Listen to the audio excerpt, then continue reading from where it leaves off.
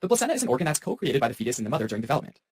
The way it works is that deoxygenated fetal blood gets to the placenta through two umbilical arteries, and the blood picks up oxygen and glucose while dropping off carbon dioxide. Oxygenated fetal blood then heads back toward the heart through a large umbilical vein. That umbilical vein and two umbilical arteries collectively form the vessels of the umbilical cord. Development of these structures goes back to the first week of development, where the fetus is just a little ball of cells called a blastocyst. Going forward, we'll refer to this blastocyst as a fetus, just to avoid changing names.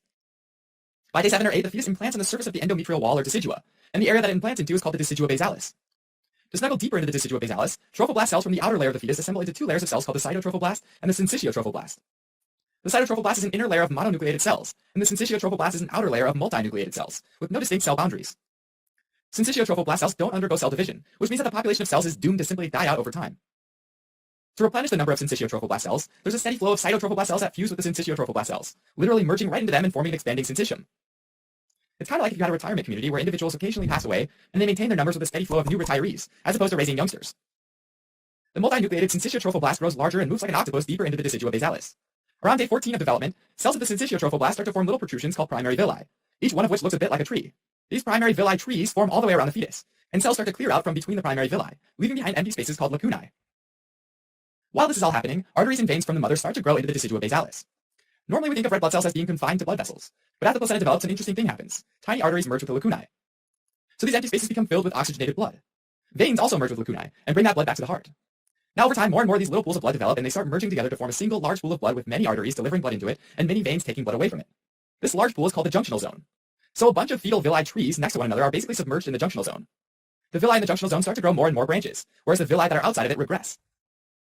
Around day 17 of development, fetal mesoderm cells enter the primary villi and they start forming tiny blood vessels, establishing a basic system of fetal arteries, capillaries, and veins within each villi.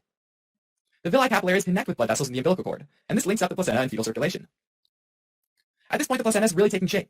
The basal plate, sometimes called the decidual plate, is the thick layer of decidua basalis tissue that the maternal arteries, called spiral arteries, and veins have to pass through to get to the junctional zone. This is the maternal contribution to the placenta. On the other side, we've got a forest of villi trees called the chorionic frondosum, and they emerge out of the chorionic plate. The chorionic plate is parallel to the basal plate, and sandwiches the junctional zone. This part is the fetal contribution to the placenta. Now, while the placenta has been forming on one side, a space forms around the fetus. These spaces form as cells sort of move out of the way, and this new cavity is called the chorionic cavity. Within the chorionic cavity is the amniotic cavity, as well as the yolk sac and the fetus itself. And the wall of this cavity where the syncytiotrophoblast villi regressed is known as the chorionic leaf. Stuck to the outside of the chorionic leaf is a thin layer of decidua, called the decidua capsularis. On an ultrasound, the chorionic cavity shows up as a relatively large, dark space, and it's used to identify a pregnancy even before the fetus can be seen. During the 4th and 5th months of development, decidual septa or walls form as they divide the placenta into 15 to 20 different regions, called cotyledons. About 100 spiral arteries pump blood into each cotyledon, providing a steady supply of oxygenated blood for the villi to bathe in. Oxygen and glucose, as well as other molecules like immunoglobulins, hormones, and even certain toxins are able to move across the syncytiotrophoblast which lines the villi wall, and then move across the endothelial cells lining the fetal capillaries. Meanwhile, carbon dioxide makes the opposite journey, leaving the fetal capillaries and entering the blood in the junctional zone. As the fetus grows, so does the uterus and the placenta, with the placenta covering about 15 to 30% of the uterine wall at any given time during development.